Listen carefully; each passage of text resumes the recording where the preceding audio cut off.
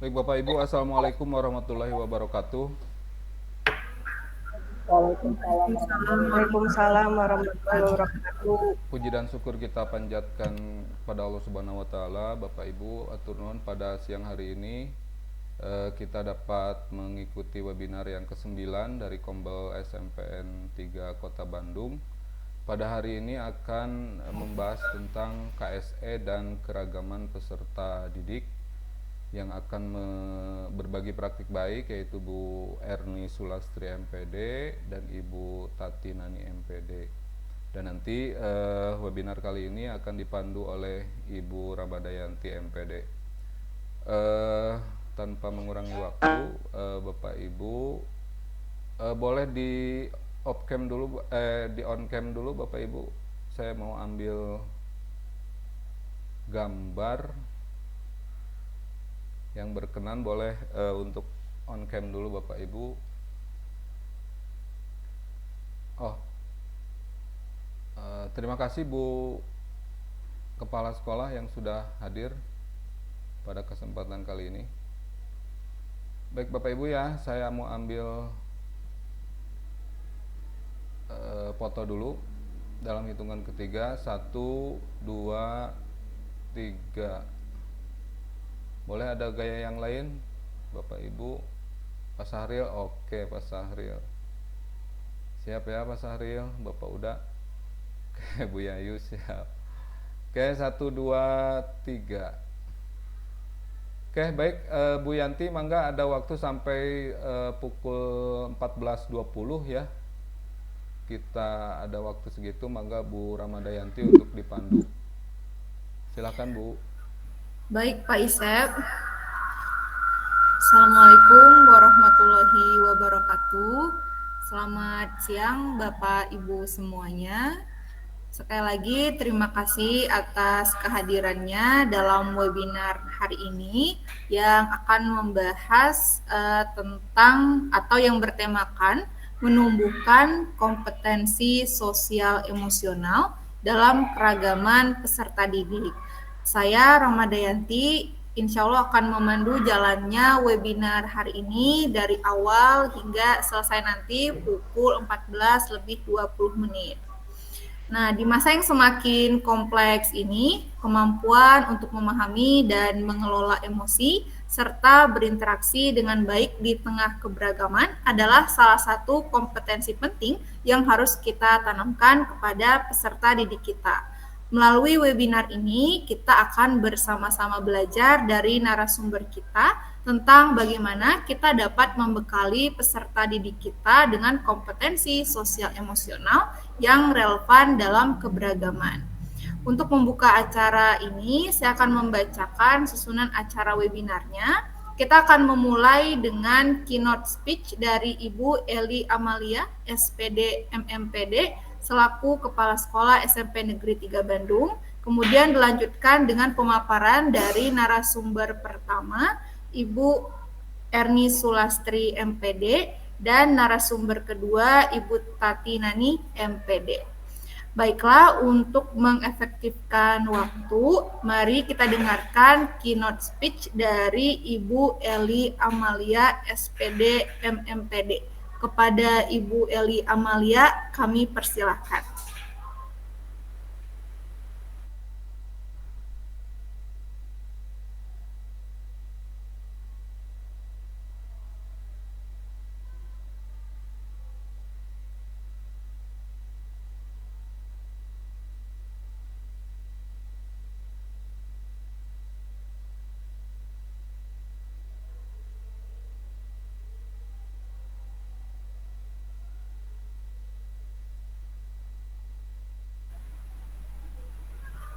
Untuk Ibu Eli Amalia, apakah sudah siap untuk menyampaikan sambutannya?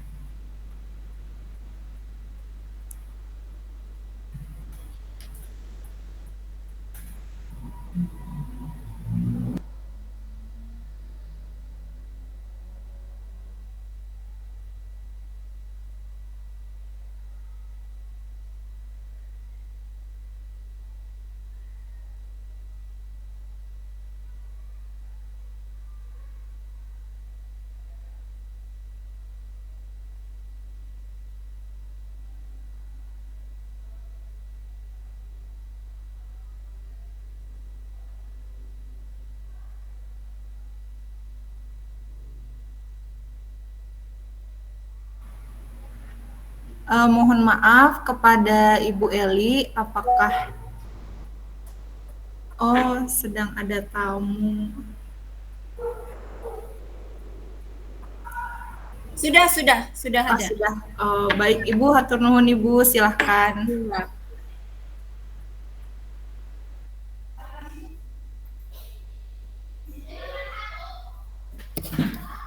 Langsung bagian saya ya? Betul Ibu, sambutan di awal Ibu. Ya. Bentar ya.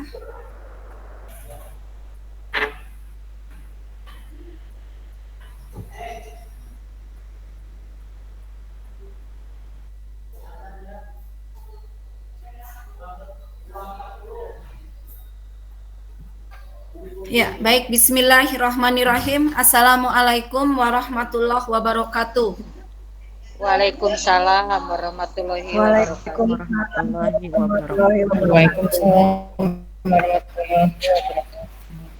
Yang saya hormati Bapak Ibu, para komite pembelajar di SMP Negeri 3 Bandung. Alhamdulillah, puji dan syukur kita panjatkan pada Allah Subhanahu wa taala. Pada hari ini Jumat tanggal 11 Oktober 2024 kita bisa melaksanakan agenda yang sudah rutinitas kita laksanakan adalah pengembangan kompetensi guru berbasis komunitas belajar. Alhamdulillah pada hari ini kita akan berbagi praktik baik dari beberapa guru narasumber kita, guru-guru SMP Negeri 3 Bandung, berbagi ilmu, pengetahuan dan pengalamannya, bagaimana upayanya meningkatkan layanan pembelajaran, pendidikan, khususnya di SMP Negeri 3 Bandung. Mudah-mudahan pertemuan hari ini memberikan kebaikan kepada kita semua, memberikan informasi, sehingga pada akhirnya kita bisa memperbaiki diri kita untuk menjadi orang yang lebih baik lagi, orang yang lebih mumpuni lagi di dalam melahirkan anak-anak generasi bangsa dari SMP Negeri 3 Bandung. Bapak Ibu yang saya hormati, pada kesempatan ini guru-guru SMP Negeri 3 Bandung akan menggali informasi bagaimana mengembangkan kompetensi sosial emosional, ya, yang nanti akan disampaikan oleh Ibu Tati Nani beserta Ibu Erni Sulastri, ya. Apapun nanti yang akan disampaikan oleh narasumber, itulah pengalaman dan pengetahuan yang didapatkannya. Ya, mudah-mudahan dari informasi yang disampaikan oleh narasumber itu menjadi wawasan tambahan buat kita semua. Karena pada intinya Bapak dan Ibu, terkait dan kompetensi sosial emosional, ya, ini menurut konsep Kessel, ya, itu harus mengarahkan kepada keberhasilan sosial dan emosional bagi anak-anak dan orang dewasa. Yang kita hadapi anak-anak kita adalah anak-anak remaja tanggung. Disebut anak-anak tidak, disebut dewasa tidak. Ya, sehingga kita sebagai orang dewasa, kita selaku guru, ya, tenaga kependidikan harus memiliki strategi bagaimana mengembangkan, menyentuh ranah kompetensi sosial dan emosional mereka. Ya, karena disinilah perlu ada kesadaran, ya, pada diri kita, ya, bagaimana memanage diri kita, bagaimana mengelola kesadaran sosial kita, bagaimana menjalin keterampilan berhubungan, bagaimana kita mengambil keputusan yang tentunya akan berdampak pada kebaikan dan perlu rasa tanggung jawab dari bersama. Oleh karenanya, pembelajaran sosial emosional ini adalah suatu proses mengembangkan dan mempelajari bagaimana cara-cara menggunakan keterampilan sosial dan emosional guru, sehingga pada akhirnya anak-anak mendapatkan pengalaman, mendapatkan wawasan untuk memiliki kesadaran diri, pengendalian diri, rasa empati, keterampilan interpersonal yang lebih baik lagi dan lebih dipertanggungjawabkan lagi. Jadi pada intinya urusan sosial emosional itu sebenarnya balik lagi pada diri kita masing-masing. Ya. Ilmunya tentunya mungkin tidak segampang untuk bisa diimplementasikan, ya, karena secara teori itu begitu mudahnya ya untuk disampaikan, tetapi implementasinya disitulah butuhnya kesadaran diri kita. Makanya Bapak dan Ibu, seiring dengan perkembangan usia kita, ya mungkin di sini ada Bu Ramadayanti, ada Bu Tatinani, ada Bu Erni sebagai guru-guru yang baru, mungkin dari segi jam terbang itu masih muda, tetapi pola kedewasaanlah yang akan menuntun bagaimana kita bisa mengolah diri, mengendalikan diri, memiliki kesadaran diri, memiliki empati yang pada akhirnya merupakan suatu keterampilan interpersonal dimiliki oleh masing-masing diri kita. Ya, oleh karenanya pada kesempatan ini saya mengapresiasi Bapak Ibu guru yang senantiasa mau membekali dirinya terkait dengan pengetahuan dan wawasannya, kemudian menggali pengalaman dari guru-guru yang lain yang tentunya mencoba diri kita untuk lebih baik lagi dan memberikan yang terbaik khususnya untuk layanan pendidikan di SMP Negeri 3 Bandung. Saya berpesan pada Bapak Ibu, kita diamanahkan sebagai guru, dituntun penuh kesabaran. Di zaman sekarang ini, anak-anak dengan memiliki keragaman keunikan dari karakteristik, ya, perlu pendampingan yang secara konsisten, kontinu, keikhlasan tentunya diharapkan yang pada akhirnya anak-anak merasakan nyaman belajar bersama Bapak Ibu guru. Tentunya mudah-mudahan anak-anak kita ini menjadi anak-anak yang hebat secara intelektual dan memiliki akhlak yang mulia karena pendampingan kita yang senantiasa secara konsisten dan kontinu. Sekali lagi mudah-mudahan kebaikan Bapak Ibu Allah balas dengan berbagai kebaikan, keluarga kita dijaga, anak-anak kita juga dijaga, seiring dengan energi kita memberikan layanan pendidikan dan pembelajaran yang baik kepada anak-anak bangsa dan anak-anak kita juga yang ada di rumah akan mendapatkan hal yang baik. Disinilah hubungan emosional spiritual kita, maka tidak ada hal yang sia-sia pada waktu ini kita menimba ilmu, menggali pengalaman. Insya Allah Bapak Ibu setelah beres webinar ini kita akan mendapatkan hal yang lebih baik lagi untuk diterapkan di kemudian hari. Selamat melaksanakan aktivitas komunitas belajar, berbagi praktik baik dari guru-guru hebat kita. Mudah-mudahan kita senantiasa dimudahkan dan dilancarkan tugas kita. Allah meridhoi kita dengan memberikan balasan yang setimpal dengan berbagai kebaikan pula. Terima kasih kepada Bapak Ibu guru semuanya. Semangat selalu. Saya mengapresiasi. Semoga Bapak Ibu senantiasa disehatkan seterusnya. Saya akhiri. Wabillahi taufiq wa hidayah. Wassalamualaikum warahmatullahi wabarakatuh.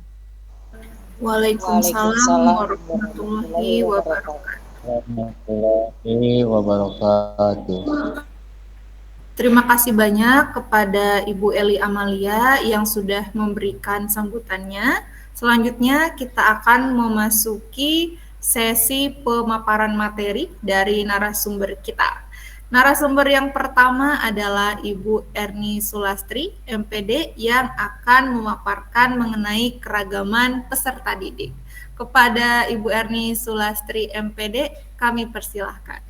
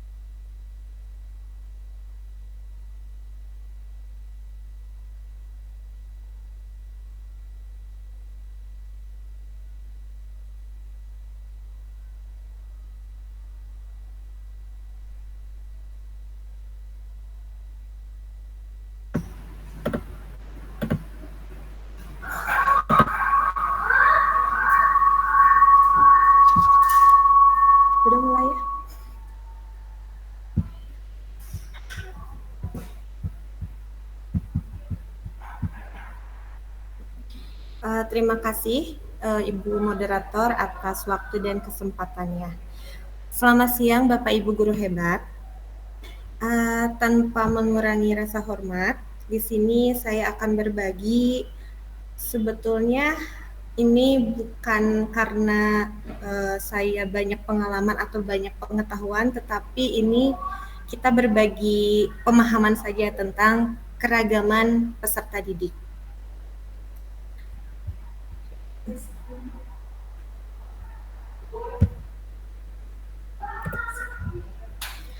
Konsep keragaman peserta didik di sini pertama yaitu keragaman peserta didik di dalam kelas itu adalah sebuah kepastian. Yang kedua, keragaman menjadi landasan yang kaya akan perspektif. Keragaman menjadi penunjang lingkungan belajar yang optimal. Keragaman menjadi bagian dari interaksi sosial dan keragaman mendukung perkembangan peserta didik. Untuk pengertian keragaman peserta didik sendiri adalah suatu perbedaan-perbedaan yang ada di antara peserta didik dalam suatu lingkungan pendidikan. Keragaman peserta didik dapat berbentuk dalam berbagai aspek, namun tidak terbatas pada latar belakang, budaya, kemampuan, kebutuhan pembelajaran, bakat, dan karakteristik lainnya. Untuk penerapan keragaman peserta didik dalam pembelajaran adalah pengakuan atau mengakui bahwa setiap peserta didik merupakan individu yang unik dengan kebutuhan, potensi, dan karakteristik yang berbeda-beda. Berikut adalah jenis-jenis keragaman peserta didik. Ini dipetakan berdasarkan keragaman peserta didik. Yang pertama, berdasarkan gaya belajar dan tipe kecerdasan. Ada verbalinguistis, naturalis, auditorik, kinestetik, interpersonal, intrapersonal, musikal, eksistensial, visual, spasial, logis, matematis. Untuk verbalinguistis itu adalah salah satu tipe kecerdasan, yaitu mahir berbahasa, baik berbahasa tulis maupun berbahasa lisan. Untuk mengajar peserta didik tipe ini, maka guru dapat mengimplementasikan diskusi kelompok, memberikan kesempatan bersama untuk berbicara, berdiskusi, bercerita, mendongeng, dan menyampaikan informasi melalui presentasi lisan. Ada juga tipe kecerdasan atau gaya belajar auditorik. Auditori ini lebih suka belajarnya secara mendengar atau menyerap informasi lebih banyak dengan mendengar daripada membaca atau melihat. Cenderung menyukai musik atau dengan berdiskusi atau pembicaraan. Untuk mengejar peserta didik tipe ini, maka guru dapat mengimplementasikan dengan berbicara. Misalnya, biarkan anak itu mendengarkan penjelasan guru dengan baik, mengingatkan informasi melalui ucapan atau musik, belajar dengan mendengar rekaman suara atau podcast. Nah, gaya belajar atau tipe kecerdasan lainnya yaitu naturalis. Naturalis ini adalah peka terhadap alam. Jadi peserta didik itu mampu mengkategorikan elemen lingkungan, memiliki ketertarikan yang kuat terhadap alam, hewan, tanaman, ataupun sistem ekologi lainnya. Untuk tipe pembelajar ini, maka guru dapat mengimplementasikan pembelajaran lapangan, observasi terhadap fenomena alam atau lingkungan sekitar, simulasi atau model lainnya untuk memahamkan konsep-konsep alam. Tipe kecerdasan interpersonal ini memiliki pemahaman yang mendalam tentang emosi, motivasi, dan niat orang lain, menjadikan peserta didik dengan kecerdasan ini memiliki keunggulan dalam interaksi sosial. Maka untuk kita sebagai pengajar atau pendidik, strategi mengajar kita pada peserta didik dengan kategori interpersonal ini lebih baik dengan mendorong belajar dengan tim, memfasilitasi diskusi kelompok, ataupun bekerja sama dalam proyek. Lalu ada gaya belajar kinestetik. Gaya belajar ini memiliki kesadaran tubuh yang baik. Atlet, penari, pengrajin seni seringkali menunjukkan kecerdasan ini. Kita sebagai guru bisa mengakomodir peserta didik yang seperti ini dengan menggunakan simulasi atau aktivitas fisik untuk membantu memahami konsep yang kita ajarkan. Jadi intrapersonal ya belum ya? Ya, kecerdasan atau tipe kecerdasan intrapersonal ini berhubungan dengan kesadaran diri, introspeksi, dan kecerdasan emosional.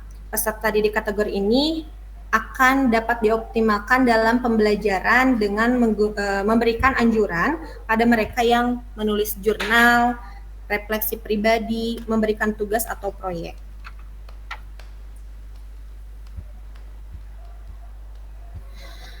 Tipe kecerdasan eksistensial.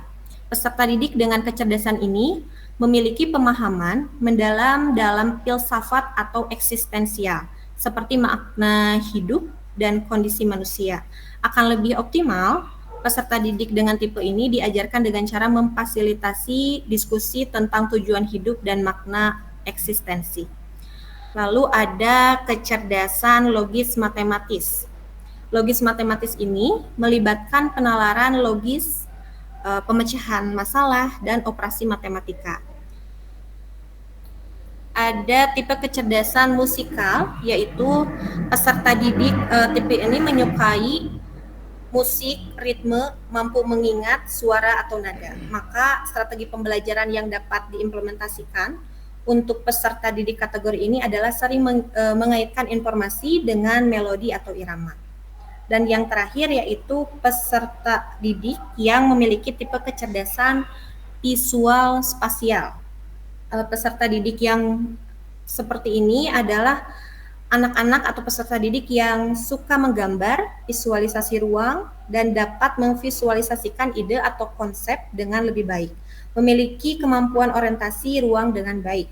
Nah, untuk kita sebagai pengajar, lebih baik untuk mengajar peserta didik seperti ini menggunakan diagram, grafik, atau peta konsep untuk memahamkan peserta didik terhadap informasi.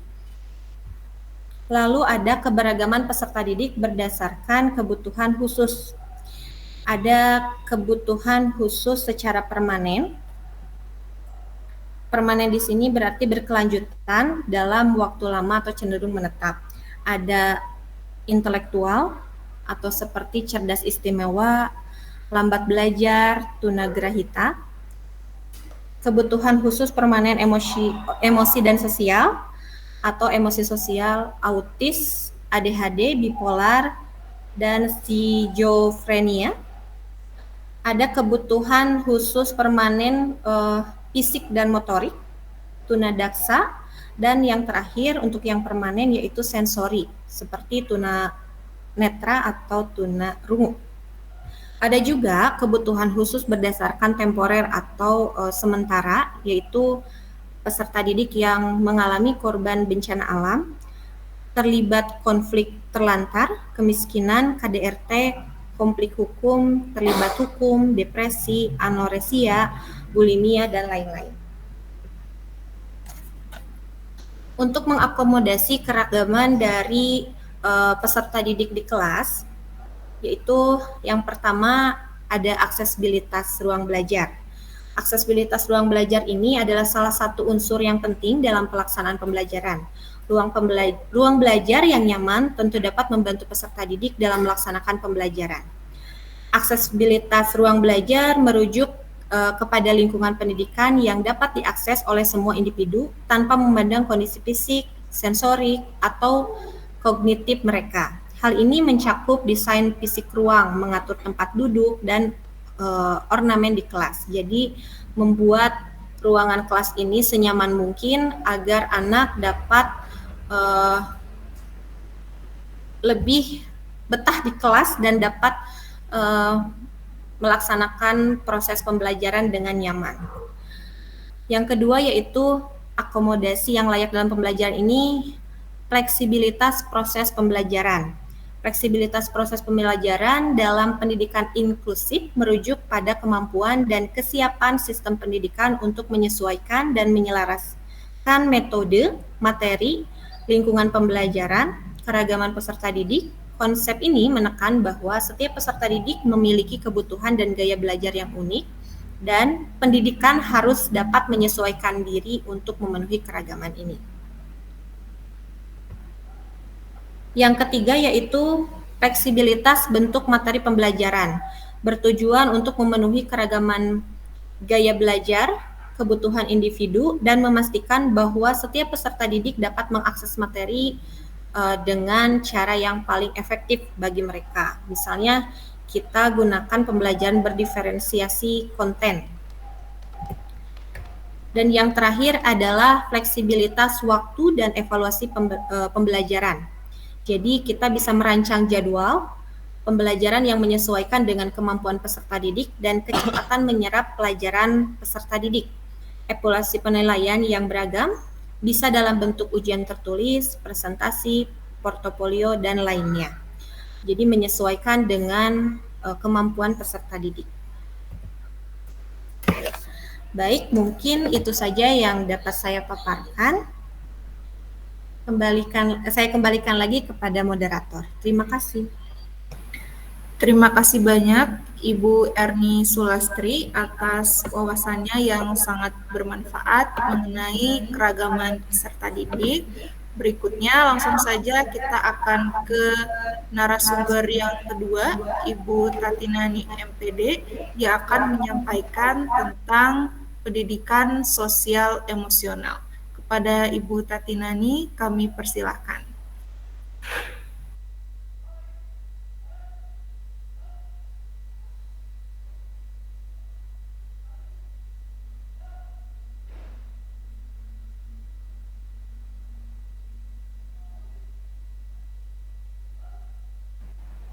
Assalamualaikum warahmatullahi wabarakatuh. Waalaikumsalam. Apakah suara saya terdengar, Bapak dan Ibu? Aman, Bu. Ya. Langsung saja Bapak dan Ibu, untuk materi selanjutnya saya di sini akan berbagi pemaparan saya tentang pembelajaran sosial emosional atau yang kita singkatnya adalah PSE.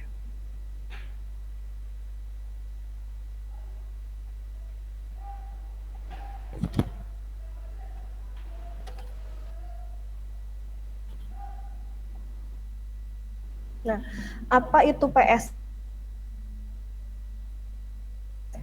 PSE itu merupakan pendekatan pendidikan yang berfokus pada pengembangan keterampilan sosial dan emosional siswa.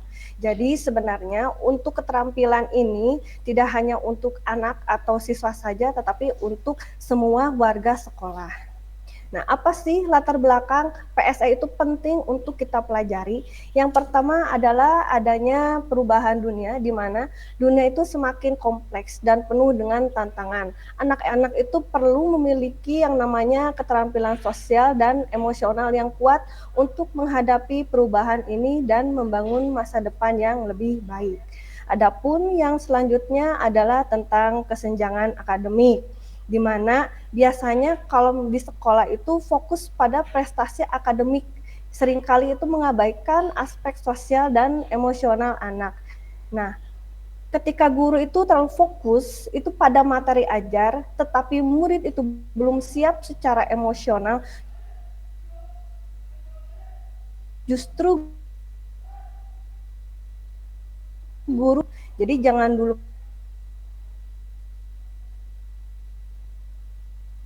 materi, kita sangat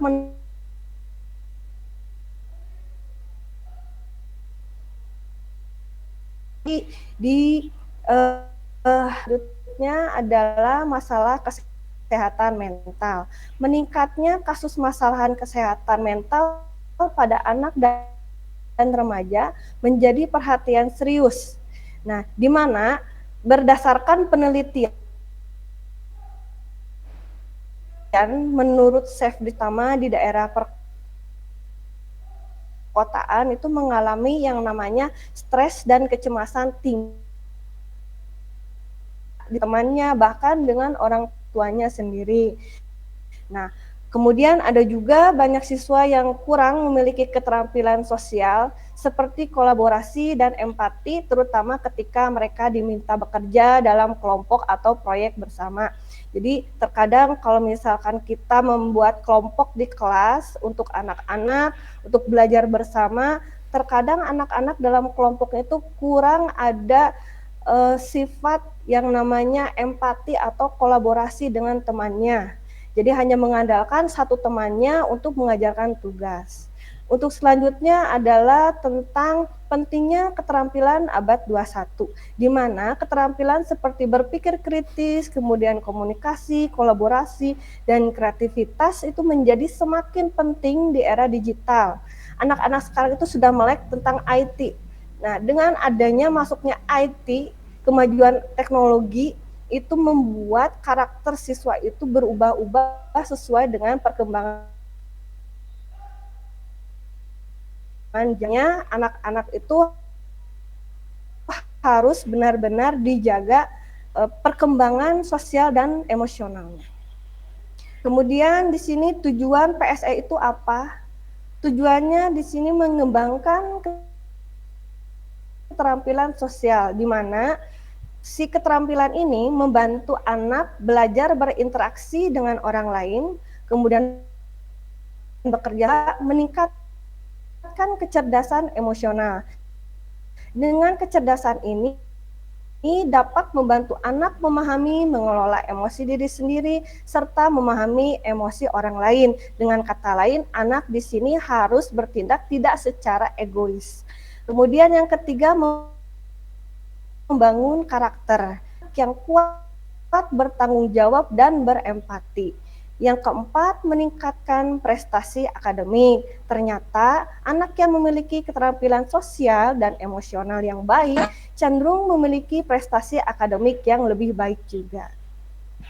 Kemudian manfaat PSE. Yang pertama tadi, meningkatkan prestasi akademik. Jadi dengan adanya keterampilan ini membuat prestasi akademik juga akan semakin meningkat di potensi akademisnya. Kemudian yang kedua adalah perbaiki perilaku.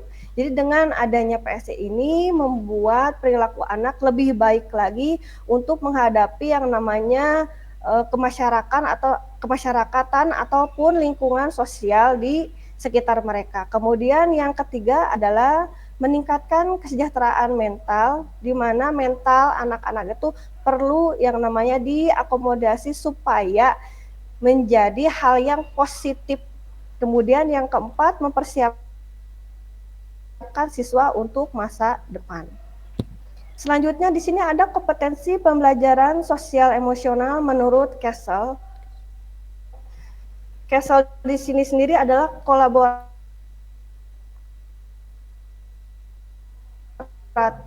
5 kompetensi. Yang pertama ada kesadaran diri, self awareness, di mana kesadaran ini anak-anak atau tidak anak-anak semuanya, semua individu harus memahami yang namanya emosinya sendiri, memahami kekuatan dan kelemahan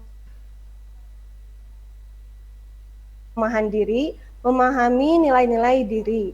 Yang kedua, pengelolaan diri, self management, di mana si individu ini personalnya harus mengelola emosinya bagaimana sehari-hari. Yang ketiga, kesadaran sosial, social awareness, di mana di sini kemampuannya memahami perspektif orang lain, kemudian empati dan menghargai yang namanya keragaman. Yang keempat, keterampilan sosial atau relationship skill, di mana di sini kompetensi untuk berkomunikasi secara efektif, kemudian bekerja sama, membangun dan memelihara hubungan, dan yang terakhir adalah kompetensi mengambil keputusan yang bertanggung jawab, responsible decision making.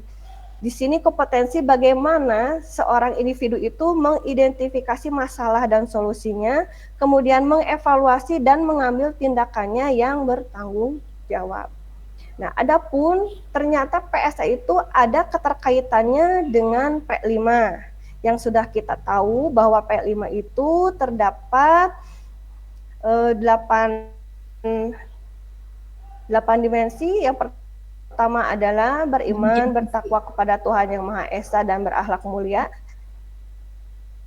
di mana PSE ini akan membantu siswa mengembangkan kesadaran diri, empati, dan nilai-nilai moral yang menjadi dasar dari akhlak mulia. Yang kedua, berkebinekaan global, di mana PSE ini akan mengajarkan siswa untuk menghargai perbedaan, berinteraksi dengan orang dari berbagai latar belakang, membangun hubungan yang harmonis. Kemudian yang ketiga, bergotong royong.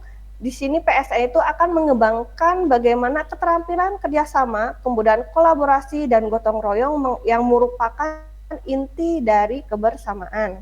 Selanjutnya mandiri, PSE ini akan membantu siswa mengembangkan kemampuan untuk mengatur diri sendiri, kemudian membuat keputusan dan bertanggung jawab atas tindakannya. Selanjutnya bernalar kritis. Di sini PSE itu akan melatih siswa untuk berpikir kritis, menganalisis informasi, dan memecahkan masalah. Dan yang terakhir adalah kreatif. PSE di sini mendorong siswa untuk berpikir kreatif, inovatif, dan mencari solusi yang orisinal. Nah, kita tahu bahwa untuk kurikulum Merdeka ini, di mana siswa itu sudah masuk ke dalam dimensi-dimensi untuk mengembangkan karakter tersebut. Seperti salah satunya adalah dimensi gotong royong. Di sana untuk pembelajaran apapun pasti ada yang namanya berkelompok. Berkelompok itu tidak mudah. Kenapa? Karena di sana akan mempersatukan beberapa karakter siswa yang berbeda-beda dan harus satu tujuan. Nah, terkadang di dalam kelompok itu ada anak ataupun siswa yang egois dalam mengerjakan pekerjaannya, ataupun yang enak-enak saja, tidak membantu temannya, ataupun ada yang terlalu emosional. Nah, tidak hanya siswa saja, termasuk gurunya juga. Siswa yang berbeda-beda, yang beragam jenis, itu akan membuat kemampuan emosionalnya itu atau kesabarannya itu diuji.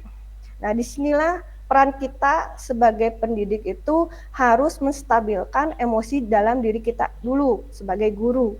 Baru kita akan membuat anak-anak itu mengerti tentang emosional yang dicerminkan atau dilakukan. Apa sih contoh penerapan lain dalam kehidupan sehari-hari? Misalkan di sini di sekolah itu pasti ada berbagai program. Seperti di sini ada kelas konseling, di mana anak-anak itu bisa mencurahkan emosinya melalui bimbingan kelas tersebut. Kemudian ada kegiatan kelompok, biasanya ini dalam pembelajaran dan juga berbarengan dengan proyek. Dan disinilah karakter itu terlihat sangat-sangat unik dan beragam sekali. Kemudian di rumah, bagaimana penerapannya? Di sini orang tua itu harus memberikan contoh yang baik. Orang tua itu tidak hanya sebagai orang tua saja, tetapi harus seperti sahabat. Di mana di sini orang tua itu harus mendengarkan anak dengan empati dan memberikan dukungan emosional. Kemudian ada di komunitas juga, seperti biasanya kalau anak-anak ada kegiatan di luar sekolah seperti ekskul itu. Nah, disitulah organisasi itu memberikan kesempatan bagi individu untuk berinteraksi dengan orang lain. Nah, mungkin dengan karakter seperti itu disinilah kita perannya untuk membuat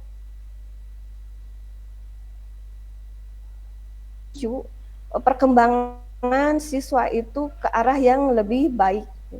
Mungkin cukup sekian dari saya, pemaparan saya, dan terima kasih. Terima kasih kepada Ibu Tatinani yang sudah menyampaikan materinya yang sangat luar biasa sekali. Dari kedua narasumber kita hari ini, kita dapat memahami bahwa keragaman peserta didik itu nyatanya adalah sebuah keniscayaan. Nah, dalam proses pembelajaran, keragaman peserta didik ini justru dapat menjadi penunjang dalam proses pembelajaran dan mendukung perkembangan peserta didik itu sendiri. Nah, untuk menyikapi keragaman peserta didik ini diperlukan pendidikan sosial emosional yang dapat diterapkan dalam kehidupan sehari-hari mulai dari keluarga dan terutama di sekolah bisa melalui proyek P5 untuk meningkatkan prestasi akademik, memperbaiki perilaku dan mempersiapkan peserta didik untuk masa depannya. Nah, baiklah Bapak Ibu, sekarang kita memasuki sesi tanya jawab. Barangkali ada Bapak Ibu yang ingin mengajukan pertanyaan atau mungkin membagikan pengalamannya seputar materi kita hari ini, boleh raise hand. Dipersilahkan Bapak Ibu.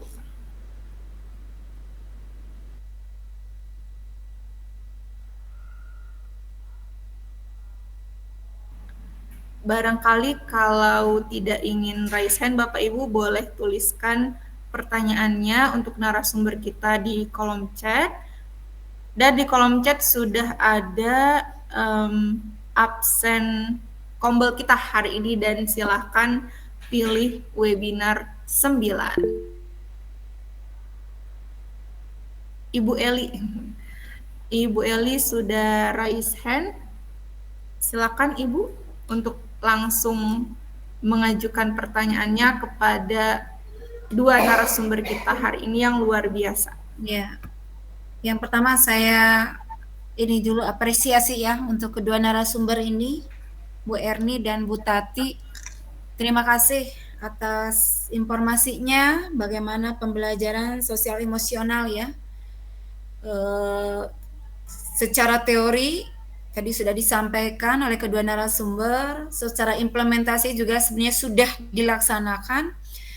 Tinggal bagaimana kita terus secara kontinu menerapkan pembelajaran sosial emosional ini. Barangkali saya tidak mau bertanya ya, tetapi saya berharap besar dengan berbagi informasi pada hari ini, Bapak Ibu juga Bapak Ibu guru hebat yang lainnya ya akan lebih menyadari bahwa pembelajaran sosial emosional pada hari ini penting sekali dan sangat diperlukan oleh anak-anak kita. Ya, tadi disampaikan oleh Bu Tati ada 5 komponen ya yang disampaikan dari Kessel tersebut, yaitu bagaimana membangun kompetensi kesadaran diri.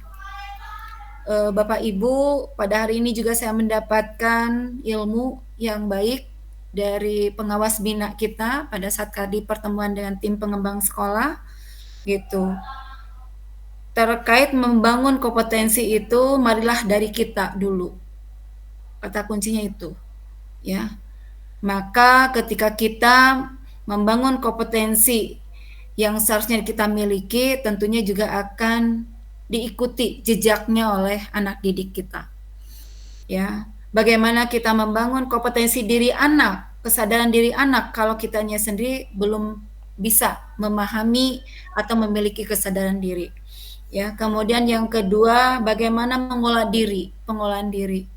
Ya, kita tiap hari fluktuatif emosi kita, spirit kita. Maka kata kuncinya jagalah, ya. Mudah-mudahan dengan senantiasa balance keadaan kita, itu juga akan memberikan kebaikan kepada anak didik kita. Kemudian kesadaran sosial, anak-anak zaman sekarang tidak lagi butuh secara materi, ya, tetapi butuh perhatian dari kita semua, bagaimana membangun kontrol sosialnya. Karena anak kita di sekolah bisa dihitung sekian jam, ya, tetapi di luar sekolah itulah jam yang akan menentukan anak-anak kita. Tapi kita tidak boleh apatis, tidak boleh pesimis, kita selalu optimis. Ya, mungkin ada ilmu sedikit yang akan diterima oleh anak-anak kita. ya seiring dengan perkembangan usianya juga nanti anak-anak muncul kesadaran itu. Kemudian membangun keterampilan hubungan, alhamdulillah saya bangga sekali pada Bapak Ibu guru yang senantiasa membangun hubungan emosional, ya, hubungan yang dinamis, ya, yang penuh kasih sayang pada anak-anak kita sehingga anak-anak merasa aman, nyaman, menyenangkan, bahagia. Ya, di mana di lingkungan rumahnya sudah tidak tersedia lapangan untuk bisa mereka bermain, bercengkrama, mudah-mudahan sekolah bisa menjadi media itu sehingga anak-anak merasakan kebahagiaan, ilmunya juga bisa bermanfaat suatu saat. Dan pada akhirnya pengambilan keputusan lah yang harus dipertanggungjawabkan. Betul Bapak Ibu, insya Allah semua akan kita pertanggungjawabkan dan anak-anak juga akan mempertanggungjawabkan ilmu yang mereka dapatkan. Itu barangkali ya dari saya.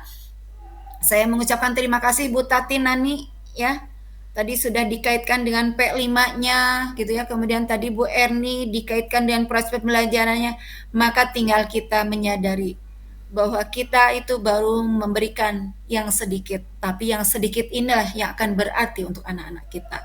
Siapa tahu nanti anak cucu kita yang akan diajarkan oleh murid-murid kita, ketika kita berikan kebaikan, maka anak cucu kita juga akan mendapatkan kebaikan dari mereka. Itu Bu Ramadayanti, Bu Tati, Bu Erni Sulastri, terima kasih. Ya, enggak, nuhun. Assalamualaikum warahmatullahi wabarakatuh. Waalaikumsalam warahmatullahi wabarakatuh. Terima kasih kepada Ibu Eli Amalia atas apresiasinya untuk kedua narasumber kita dan juga untuk guru-guru kita di sekolah. Nah, berikutnya barangkali ada pertanyaan dari Bapak Ibu atau oh iya Bu Rita mungkin mau mengajukan pertanyaan dan juga sharing pengalamannya, dipersilahkan. Ini untuk kedua narasumber mungkin ya. Saya ada pengalaman dalam kegiatan pembelajaran bagaimana anak-anak ini dari segi sosial emosionalnya ini sangat berbeda. Ada yang pendiam, ada yang emosional, ada yang aktif, ada juga yang pasif gitu ya. Saya pernah menemukan siswa yang di kelas itu dia pendiam, santun, tapi ternyata di lingkungan di luar kegiatan belajar, di luar lingkungan sekolah itu dia ternyata anak yang sangat emosional dan temperamental. Sementara yang ditampilkan di sekolah itu adalah anak yang santun, yang baik, yang saya pikir anaknya memang pendiam gitu, tapi ternyata di luar lingkungan sekolah dia itu memiliki pribadi yang berbeda. Jadi bagaimana cara mengatasi anak yang memiliki kepribadian ganda demikian? Barangkali mungkin dari Ibu Erni atau Ibu Tati yang bisa membantu untuk menjawab pertanyaan saya ini gitu ya. Karena di dalam kegiatan belajar itu ternyata bertemu dengan anak yang demikian. Saya pikir anaknya tidak bermasalah gitu karena diam gitu. Ternyata anak siswa yang diam itu adalah siswa yang banyak masalahnya ternyata. Itu pengalaman saya mungkin. Diam-diam menghanyutkan ya Bu saja kepada kedua narasumber kita.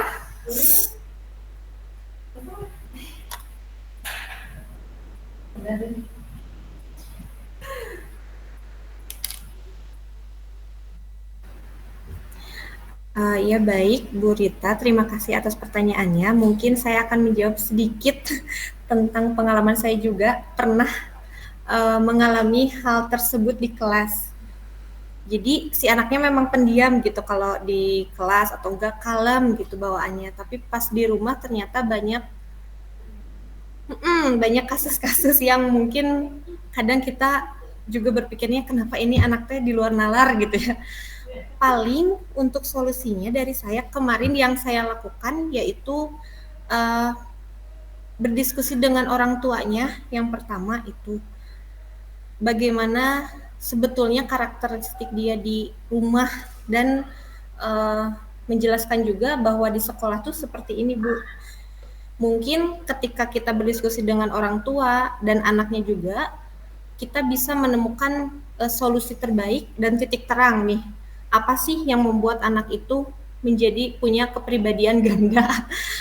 Kalau mungkin karena hal-hal yang istilahnya masih sepele, karena misalnya karena saya malu kalau di kelas mah jadi kayaknya kalem, itu mungkin bisa kita kendalikan dengan keluarganya atau berdiskusi dengan teman lainnya juga di kelasnya. Terus kalau misalnya takutnya anak ini kayak tadi punya kepribadian ganda gitu. Jadi kan kalau kita istilahnya kita atasi sedini mungkin, siapa tahu memang ini tidak menjadi masalah besar, tapi kalaupun ya ini ada masalah, mungkin bisa teratasi gitu. Mungkin itu. Adakah tambahan lain dari Bu Tati? Mungkin dari Bu Tati ada tambahan? Ya, coba saya akan menambahkan sedikit ya. Mungkin ini sifat anaknya kurang terbuka, ya. Karena kurang terbuka, jadi kita di sini kalau bisa memberikan wadah, misalkan sebelum belajar kita 15 menit dulu meluangkan waktu. Kalau bisa kan biasanya ice breaking nih, tapi ini ice breakingnya di awal pembelajaran, di mana nanti si anak-anak itu tidak satu anak itu tersebut, tapi secara keseluruhan. Jadi ini untuk berinteraksi juga dengan teman yang lainnya supaya memiliki sifat keterbukaan.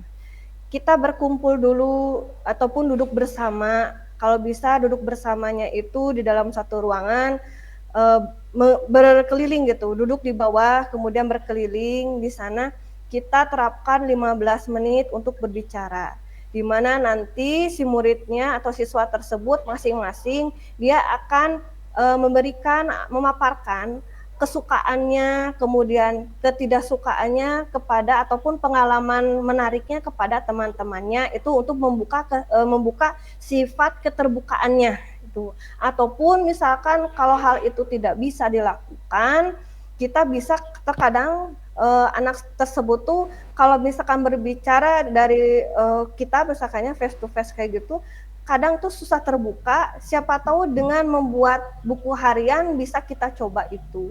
Jadi dengan buku harian ini mudah-mudahan si siswa tersebut itu akan menuliskan apa yang mereka rasakan di hari ini, apakah dia perasaannya senang ataupun sedih ataupun perasaan yang lainnya.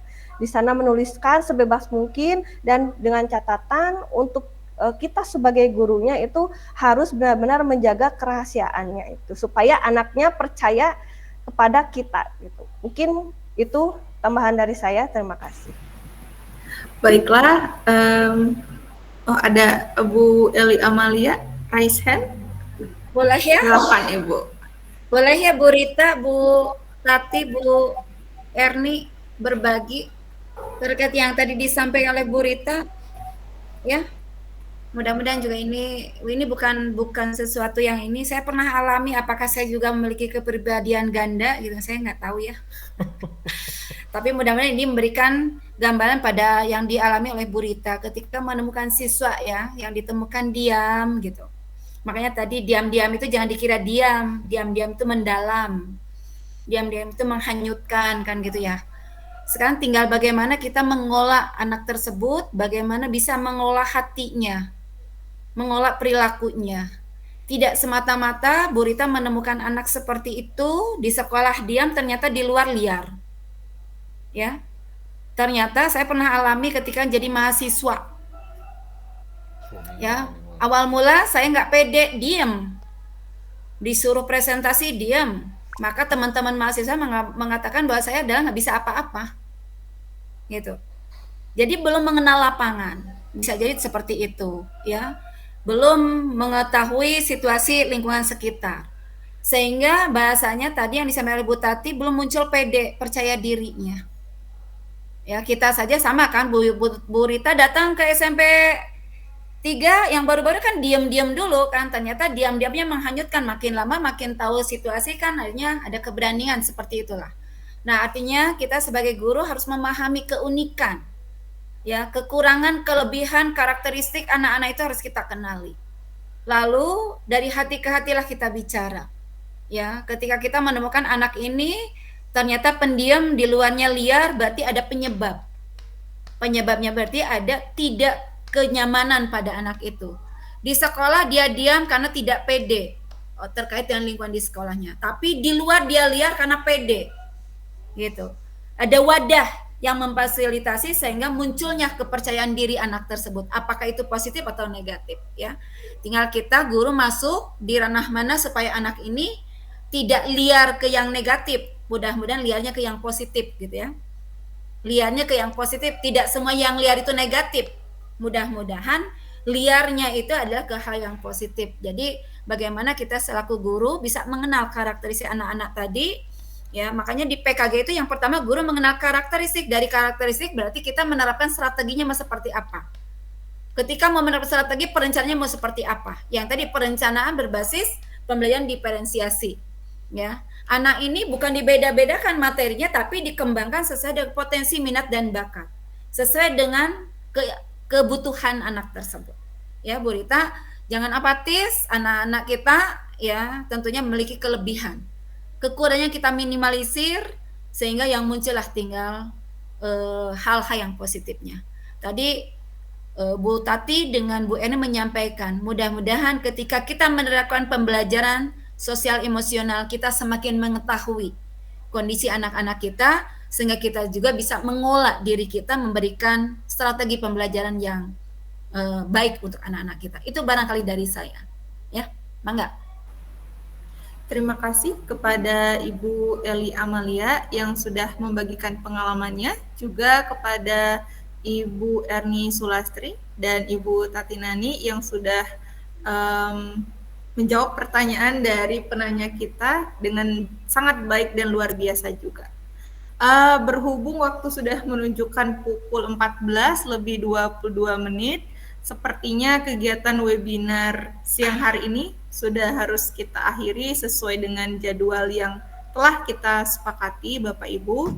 Jadi demikianlah rangkaian webinar kita pada siang hari ini. Terima kasih yang sebesar-besarnya terutama kepada keynote speaker kita Ibu Eli Amalia SPD MMPD serta kepada kedua narasumber kita Ibu Erni Sulastri MPD dan Ibu Tati Nani MPD atas ilmu dan wawasannya yang telah dibagikan. Semoga apa yang telah ibu-ibu sampaikan dapat memberikan manfaat dan inspirasi bagi kita selaku guru di SMP Negeri 3 Bandung. Dalam mengembangkan kompetensi sosial emosional peserta didik kita, khususnya dalam konteks keberagaman peserta didik. Terima kasih juga kepada seluruh peserta webinar hari ini yang sudah berpartisipasi. Saya Ramadayanti pamit undur diri. Sampai jumpa di kesempatan webinar berikutnya. Selamat melanjutkan aktivitas, selamat berakhir pekan, dan tetap semangat. Wassalamualaikum warahmatullahi wabarakatuh. Waalaikumsalam warahmatullahi wabarakatuh. Waalaikumsalam warahmatullahi wabarakatuh. Terima kasih Bu Yanti.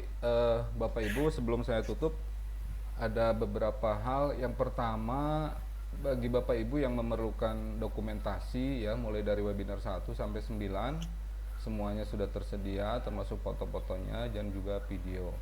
Yang kedua, saya ingatkan lagi bahwa mulai dari sesi webinar 8 dan hari ini itu waktunya mengisi daftar hadir 1 kali 24 jam ya, saya tegaskan lagi. Yang ketiga, untuk minggu depan insya Allah 2 minggu ke depan insya Allah ada Bu Novi Risnawati dan saya yang akan mendiseminasi hasil dari workshop di MGMP Bu Novi dan beberapa waktu yang lalu. Itu Bapak Ibu. Terakhir Bapak Ibu mohon yang bersedia untuk on cam dulu. Saya mau ambil foto terakhir. Itu dari Bu Ika, ada tambahan Bu Ika? Oh, masa ada screen apa nih? Ada tambahan Bu Ika? Cekap atau satur nuhun.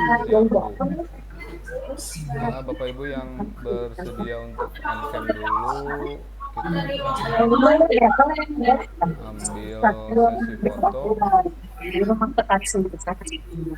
Lama kan?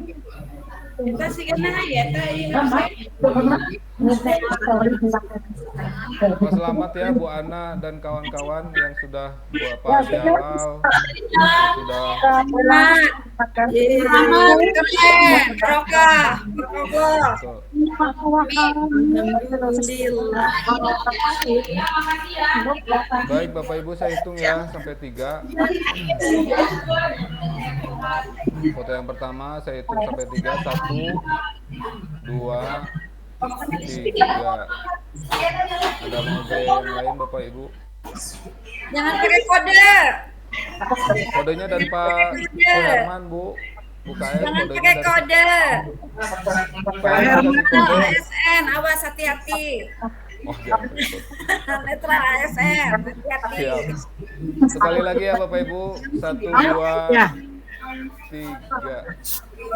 Oke, turun Bapak Ibu, mangga daftarannya sudah bisa diisi dan sertifikatnya sudah bisa di-download. Ya. Demikian acara hari ini Bapak Ibu. Assalamualaikum warahmatullahi wabarakatuh. Waalaikumsalam warahmatullahi wabarakatuh. Assalamualaikum warahmatullahi wabarakatuh. Iya,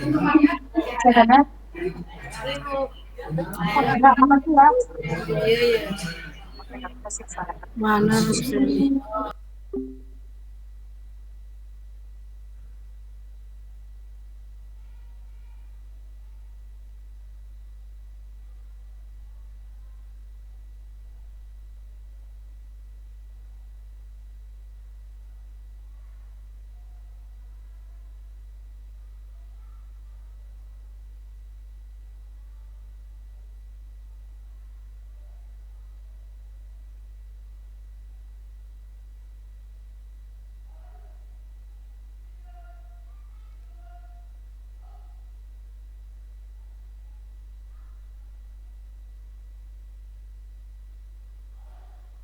Hmm.